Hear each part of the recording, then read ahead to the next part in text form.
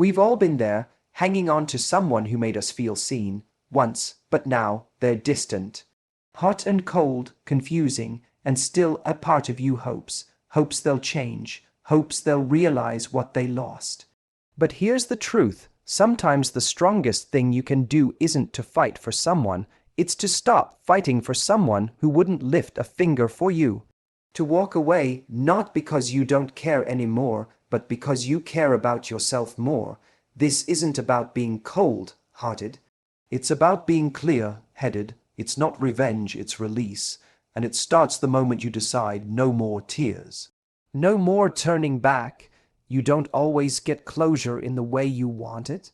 Sometimes you won't get a final conversation, a heartfelt apology, or the kind of clarity that ties everything up in a neat emotional bow. And that's hard because most of us are wired to seek meaning. We want to know why someone pulled away, why they stopped trying, why they said one thing and did another. But chasing closure from someone who couldn't give you consistency is just another way of staying attached to a story that already ended. Closure is not about getting answers. It's not about having the last word or making sure they understand how much they hurt you. It's about deciding on your own terms that you don't need them to validate your pain in order for you to move on. You don't need them to explain themselves to justify your healing. Because let's be honest, if they were capable of giving you the kind of closure you're craving, they probably wouldn't have left you feeling this confused in the first place. There's a very real difference between wanting emotional clarity and needing it to function. The first is human, the second is a trap. And when you keep chasing closure from someone who's already made the decision to pull back, or worse, breadcrumb you along without real effort, what you're really doing is handing over your power. You're putting your healing in their hands, and that's not where it belongs. Your peace cannot depend on someone else's ability to reflect on what they did wrong.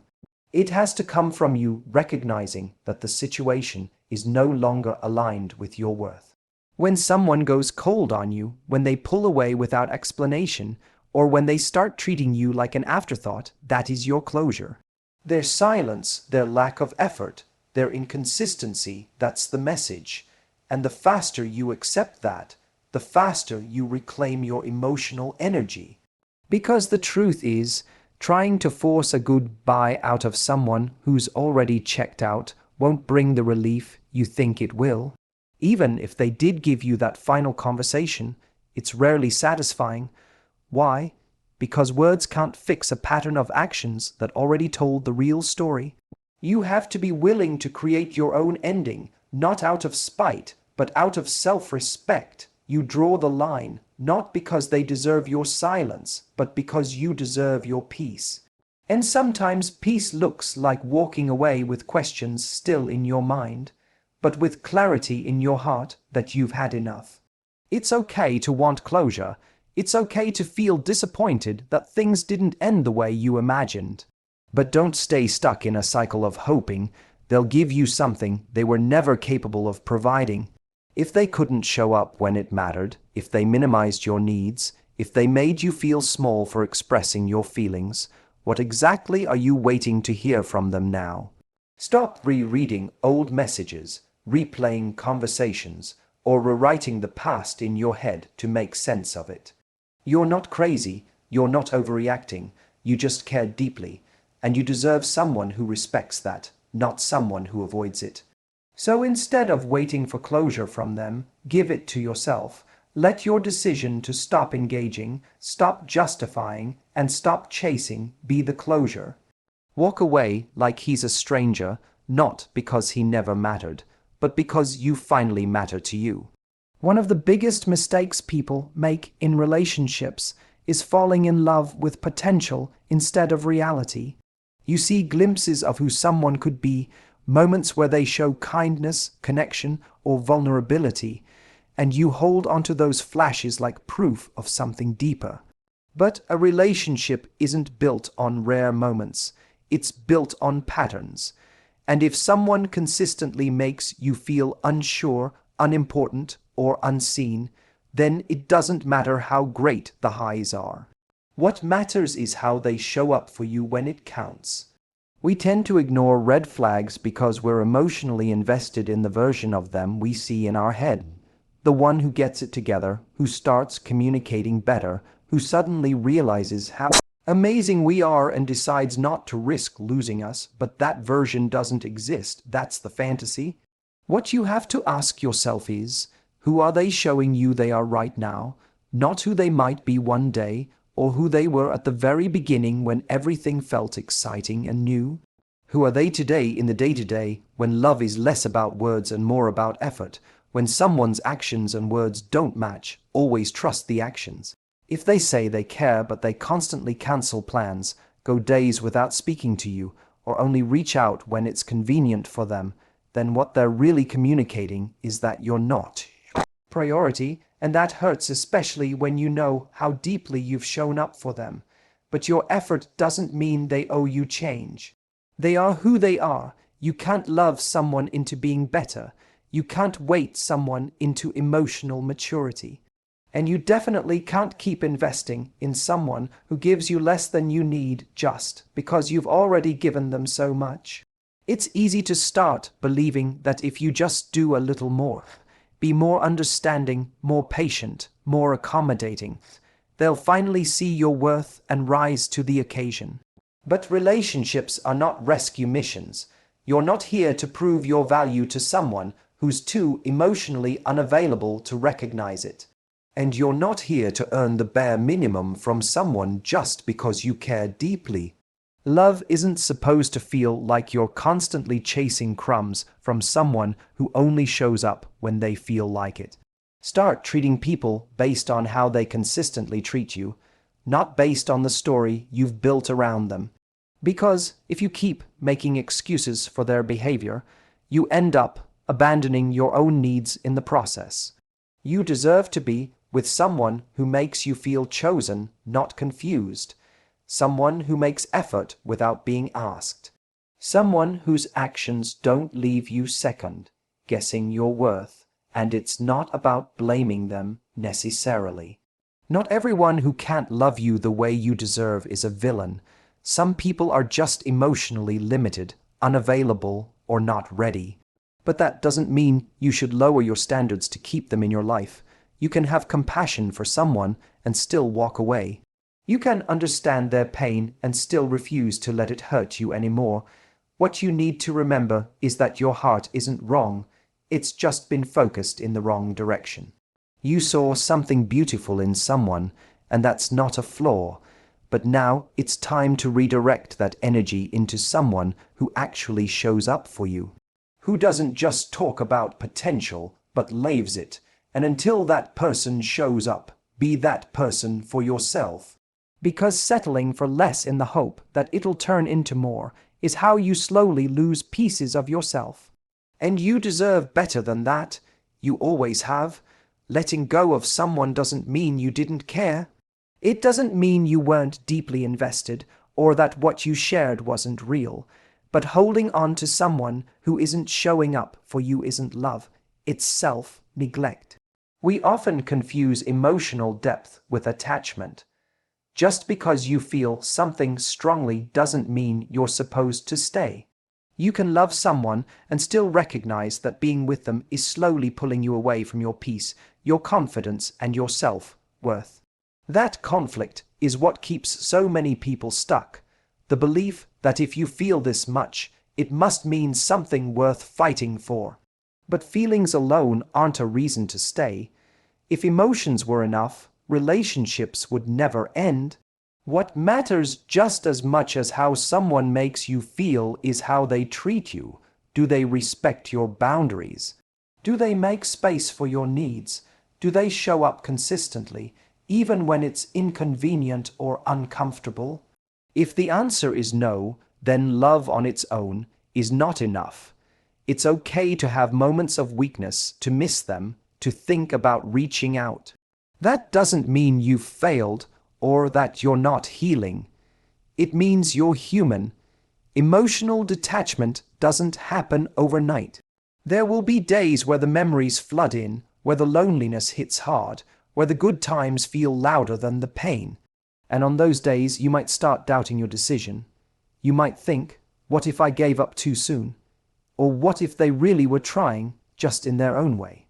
But that's when you have to ground yourself in reality. Go back to the moments that made you question your value. The unanswered texts, the inconsistent effort, the times you felt like you were begging to be seen. Those weren't just little bumps in the road, they were signs. Signs that your emotional investment was not being matched. And no matter how strong your feelings are, no matter how many shared memories you have, you cannot build a healthy relationship on imbalance. You need emotional safety, not just chemistry. You're allowed to feel everything, to miss them, to cry, to wonder what could have been. But then you have to remind yourself that your emotions aren't instructions. Just because you feel something doesn't mean you should act on it. Just because you miss them doesn't mean you should go back. Missing someone is not the same as needing them. You can miss their presence and still understand that their presence came with pain. Letting go doesn't mean you're cold. It means you're finally choosing to honor your own emotional well-being. It means you're setting a boundary that says, I won't keep handing my heart to someone who doesn't know how to hold it. And yes, that decision is hard. It can feel empty at first, but that space you're creating, that's where healing begins. That's where your self-respect has room to grow. You don't have to stop loving someone overnight, but you can stop making their behavior your responsibility. You can stop hoping that if you love harder, they'll become someone new. You can feel all the sadness, all the grief, and still choose to walk away with your head high. Because emotional strength isn't about being numb, it's about feeling everything fully and still choosing what's best for you. You deserve to be met with the same depth that you give. You deserve to be in a relationship where your heart feels safe, not tested. So don't wait until your emotions fade to make the right decision. Let yourself feel and still let go. There's a quiet kind of power in choosing not to respond. When someone hurts you, disrespects you, or suddenly pulls away, the natural instinct is to react, to call them out, demand answers, or try to make them see how much they've affected you. That reaction comes from a very human place, the need to be heard, validated, understood. But the truth is, not everyone is capable of meeting you there. Not everyone will give you the honesty, empathy, or accountability you're looking for. And when you realize that, the smartest thing you can do isn't to speak louder. It's to stop speaking altogether. Silence can feel like defeat when you're used to fighting for clarity. You think, if I just explain it better, maybe they'll finally get it. Or, if I just tell them how much this hurt me, they'll change. But people don't change because you pour your heart out. They change because they want to. And if they don't want to, no amount of explaining will shift them. That's why reacting to disrespect often becomes a waste of your emotional energy. You end up pouring yourself into conversations that don't go anywhere, hoping to create closure where there's only resistance or indifference. Control doesn't come from getting the last word. It comes from deciding what's worth your attention. When someone chooses not to value you, not to meet your needs, not to communicate clearly, that already tells you what you need to know. You don't have to keep pulling on a closed door. Every time you chase a response, you're reinforcing their position of emotional control, waiting for them to validate your feelings, when the real power is in validating yourself. You don't need them to agree with you to know that your standards are valid. You don't need them to understand your boundaries in order to hold them. Choosing silence isn't about being passive. It's an active decision to disengage from a dynamic that drains you. It's saying, I don't need to keep proving my point to someone who's already shown me they're not listening. And that shift, from trying to be heard to choosing peace, is transformative. It stops being about them and starts being about you, your dignity, your energy, your growth. Silence doesn't mean you didn't care. It doesn't mean you don't still feel pain or confusion, but it means you're no longer willing to perform those emotions in front of someone who isn't emotionally safe. You're no longer interested in handing them your vulnerability if they haven't shown they know how to hold it with care. Sometimes, your silence is the clearest boundary you can set. It says, "You don't have access to me anymore." What often keeps people stuck is the belief that letting go without a dramatic ending means they've lost. But real strength is quiet. It doesn't scream or demand.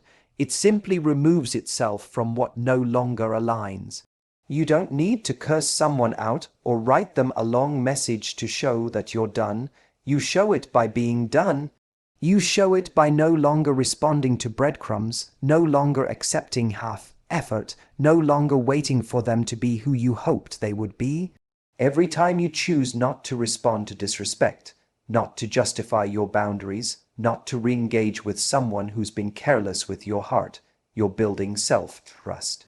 You're showing yourself that you don't need anyone else to determine your worth. That's where your power lives, not in the noise, but in the decision to walk away with your peace intact. It's easy to internalize someone's absence as a reflection of your value. When someone leaves without explanation, fades out without closure, or stops showing up in the way they once did, it's natural to start asking yourself what you did wrong. You retrace every conversation, every moment, trying to find the thing you could have said differently, the moment you could have done more. But the truth is, someone else's decision to walk away has far more to do with them than it does with you. Their inability to stay consistent, to communicate, or to meet your needs is not proof that you weren't enough. It's proof that they weren't ready or capable or aligned with the kind of relationship you deserve. The people who leave without explanation often lack the emotional maturity to have hard conversations. Disappearing is easier than being honest. Avoiding is easier than owning their part. And when you attach your self-worth to their exit, you're giving someone who couldn't even show you basic respect the power to define how you see yourself. That's dangerous because it leads to patterns of self-doubt, overthinking, and settling for less just to avoid being left again. But here's the truth. Someone walking away doesn't make you unlovable. It just makes them unwilling to rise to the level you require. You have to remember that people come into your life with their own baggage, their own wounds, their own limits. And not everyone who says they care will be able to care in a way that's consistent, healthy, or reciprocal. That's not your fault. That's not your responsibility to fix. Your job isn't to make someone stay. It's to be so grounded in your own self-worth that when they choose to go, you don't beg them to stay. You don't need someone to stay in your life to prove your value. That value is already there, whether they see it or not. It's important to understand that rejection, even when it hurts, is often redirection. You may not see it right away, but someone leaving your life can be the very thing that creates space for something better. Better love, better peace, better alignment. And in the meantime, you're given the opportunity to return to yourself. To ask the deeper questions, not "why didn't they want me?" but "why was I willing to hold on to someone who treated me like I was optional?" That's where healing begins. Not in chasing the answers from someone who's gone, but in getting honest about what you truly deserve.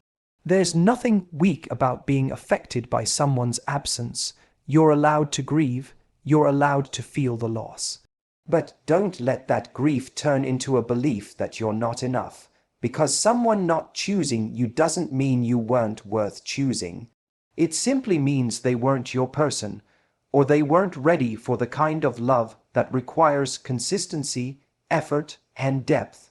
That's not a reflection of your shortcomings. That's a reflection of their readiness. At some point, you have to stop assigning your value to how someone else treated you. You have to decide that your worth isn't up for negotiation, especially not with people who couldn't handle the very thing you were brave enough to offer, your heart. The right person won't question whether you're too much. They'll recognize that your depth, your vulnerability, your love. That's exactly what they've been looking for. Someone leaving isn't the end of your story, it's a turning point. And maybe it hurts right now. Maybe it feels like you lost something important. But what you've really lost is someone who couldn't love you properly. And what you gain in return is space. Space for healing, space for self-respect, and eventually space for someone who will choose you fully without hesitation. Walking away isn't always the result of anger, bitterness, or resentment. Sometimes it's just clarity, a moment when you realize that staying is costing you more than it's giving. It's not about being cold or heartless. It's about finally choosing yourself in a situation where you've been choosing someone else over and over again. When you reach that point, leaving isn't a dramatic exit. It's quiet, it's calm, it's done. And in that silence is power, because it means you're no longer asking for the bare minimum, no longer hoping someone will suddenly become who you needed them to be. There's a common belief that if you walk away, you're giving up, that if you really cared, you'd keep trying. But trying isn't always healthy. Trying, when it becomes one-sided, is a slow erosion of self-worth. You keep showing up for someone who's inconsistent, emotionally unavailable, or only half present, and over time, it chips away at your confidence. You start to believe that if you were different, less emotional, more chill, more patient maybe, then they'd show up for you the way you need. But that's not love. That's self-abandonment dressed up as loyalty. Choosing to walk away is not weakness. It's strength. It's recognizing that loving someone doesn't mean tolerating behavior that makes you feel small. It's understanding that relationships are meant to be reciprocal, not a place where you constantly explain your needs and hope the other person finally understands. You can love someone deeply and still decide that the way they show up for you isn't enough. You can care and still leave. That's not failure, it's growth. The hardest part is often letting go of the idea you had in your head. The potential you saw, the version of them that showed up sometimes and made you believe it, could always be that good. But you can't stay in a relationship hoping that the best version of them will eventually become the consistent one. If their best is only shown when it's convenient, it's not real. You need someone who chooses you even on the hard days, even when it's uncomfortable, even when it takes effort. And if they can't or won't, then walking away isn't just an option. It's a necessity. There's pain in letting go. There's grief in realizing that what you hoped for won't happen, but that pain is temporary. Staying in a situation where you feel unseen, unheard, or unvalued, that's the pain that lingers. That's the slow heartbreak that no one sees, because on the outside, it looks like you're holding it together. But inside, you're shrinking, and the longer you stay, the more you start to question your own worth. Walking away is how you remind yourself that your love isn't something people should have to earn through games or manipulation. It's a gift, but only for those who know how to receive it with care. You're not asking for too much. You're just asking the wrong person, and once you truly understand that, there's no need for arguments, explanations, or long goodbyes. You simply leave, not out of hate, but out of respect for yourself. When you walk away, you're not just leaving them. You're walking towards something better, a version of you that no longer tolerates emotional crumbs, a version of you that knows peace is more valuable than potential, a version of you that chooses alignment over attachment. You're not giving up on love. You're giving up on the illusion that this was the love you were meant to settle for. And that choice changes everything. So in the end, walking away isn't about proving anything to anyone else. It's about proving something to yourself. That you know your worth, that you're done shrinking to fit into someone else's comfort zone, that you're no longer willing to settle for love that's inconsistent, conditional, or careless. You don't need to fight for space in someone's life when you were meant to be chosen without hesitation. Leaving like he's a stranger isn't heartless, it's healing. It's the moment you stop trying to rewrite the story and start writing a new one. One where you're not chasing closure, not clinging to potential, not waiting for someone to grow into the role you were ready to give everything to. You walk away not because it never mattered, but because you finally do.